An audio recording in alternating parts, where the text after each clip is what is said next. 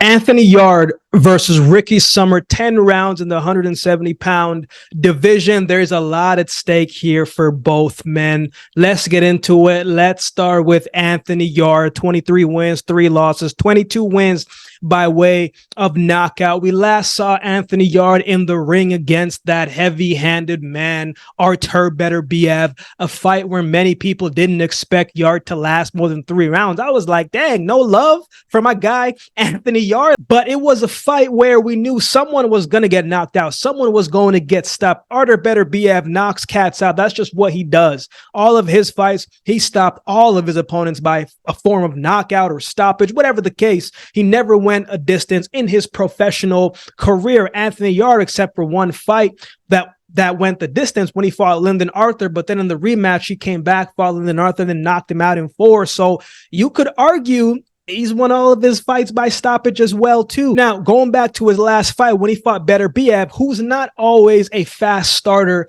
Beterbiev had different things on his mind. He got off pretty quickly, was starting to bring in the pressure, pushing the pace much earlier than he usually does. And Yarde did a very nice job of using his feet to move around the ring, trying to create a little separation, using his jab, countering when he could, landing some nice body shots, good hooks, uppercuts.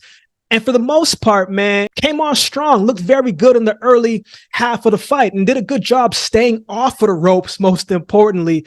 But there were times when he would find himself on the ropes and Beterbiev would close the gap and let his hands go. And every time Beterbiev let his hands go, you just grimace. You're like, because you know how this man operates. Any shot that he throws could be the shot that takes you out, whether it's a headshot, a body shot, a shot on the arm. You just don't know because he's so heavy-handed, and he's proven to be effective, efficient, and most importantly, powerful and punishing when he throws. Yarde needed to make every shot count. Man, Yarde took a shot in the 3rd round that Beterbiev looped around and landed right on his chin, and Yarde took it and ate it. And I was like, this man's showing heart.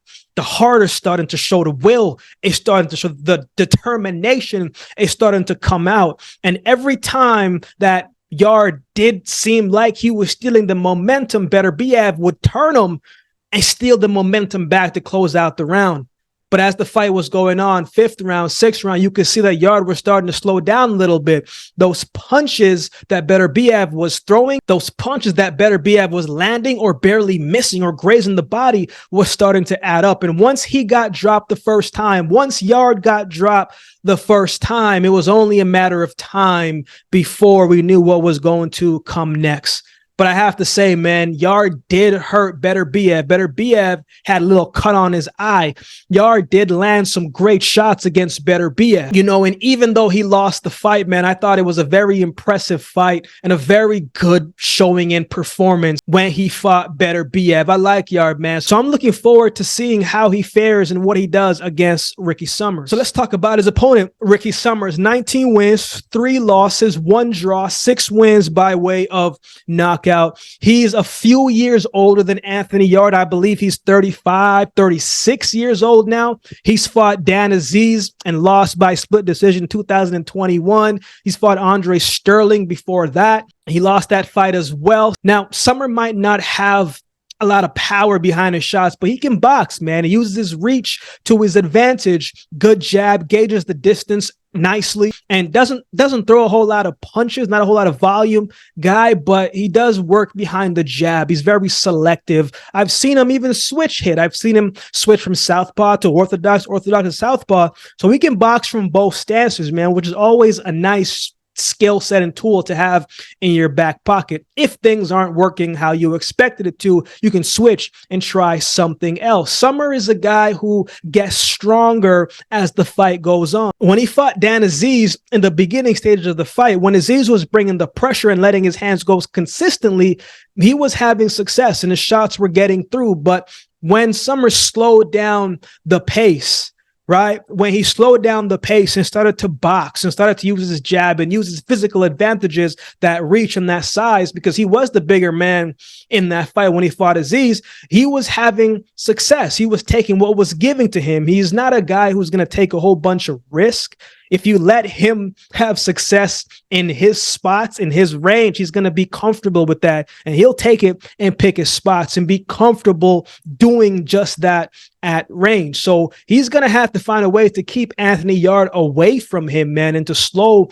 him down. In his last fight, he fought Joel McKinstry, who was coming off a loss, and he boxed his way to victory against him. Not a crazy exciting fight, man, but he did what he needed to do to get the job done. So he has coming off a win streak, whereas Anthony Yarde, he's coming off a loss. So momentum kind of favors Summer as well. So that's something to keep in mind. So who wins? Look, I don't think Summer has the power to keep off Anthony Yarde for long. When Yarde decides to bring the pressure and let his hands go and his shots start to connect, I think the clock starts ticking.